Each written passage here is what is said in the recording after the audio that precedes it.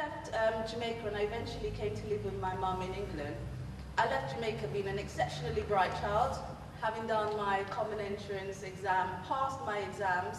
In Jamaica, it's not like England. You don't sit in, if you're bright, you don't stay in the class forever. You actually move forward, and I was moved forward a lot. And when I came to England, it actually really shocked me that the education system was so different, and the expectations were so different. In fact, I was well ahead of all the children when I came here. Now, this is part of the story that I'm saying for England is for the teachers that are here.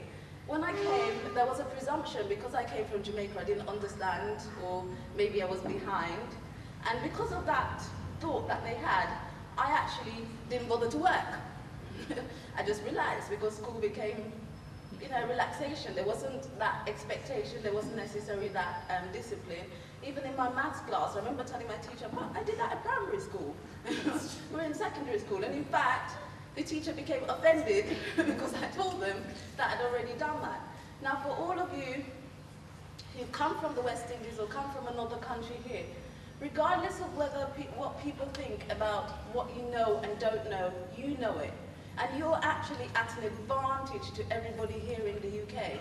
And the reason I'm sharing that story is that I don't want, and what I try to encourage the children to do is not to sit back. Don't sit back. Use it to actually propel yourself forward. Don't sit here and think, oh, Jamaica, well, back then anyway, you used to get beats for all sorts of things, not knowing your multiplication, all sorts of things. Don't think because there isn't a teacher hounding you down or whatever, that you shouldn't still work. The most important thing we try and instill in everyone on our projects is this: it is your life. Even from a young age, realize that it's your life and take your life take control of your life, yeah? I mean, I had a teacher, a maths teacher, because interestingly enough, I had to go and have a lot of operations at Moorfield Hospital, eye hospital.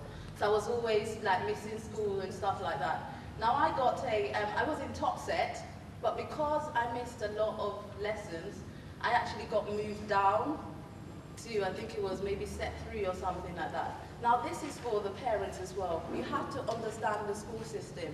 I'm not saying, you know, it's always about the actions we take. When something happens to your child, ask why. If they got moved down a set, ask why. If they come and they say, oh, I've been put on a certain project, ask why. It doesn't have to be in a rude way, but it's good to know, because that, moving me down to set 3, impacted my life in a lot of ways. First of all, by being in set 3, I couldn't take the top exams. Okay. Also, by moving down to set 3, the problem I now had was I had teacher from hell in set 3. And the reason I had teacher from hell in set 3 is that he was a new teacher. I don't know where he came from, but he hadn't come from anywhere where there was lots of black people. So he didn't know how to deal with the children. I thought he was racist, and I made it very known, and that caused a problem.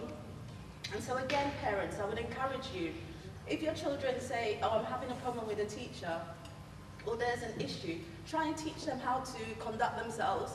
I conducted myself pretty badly, to the point where this man did every single thing he could to actually try and expel me from school. And the only thing that really saved me was I had a good teacher. Why do I tell this story? Is that I say that to the students as well, that the teachers can make a difference in your life, and I mean a good or a bad difference. And do realize that they have authority. The biggest difference that my maths teacher made in my life, and I didn't know this, was that I left school with a grade E in maths. How did that affect me? I couldn't get into the top universities because they didn't take retakes if you didn't get the grade first time. So again, guys, this is important. That's why I said, parents, understand the system. Look at the curriculum. Try to tell your children to think about the actions and the things you do, because it could affect you not just now in school, but later on in life. I didn't actually catch up in my education until I went to university.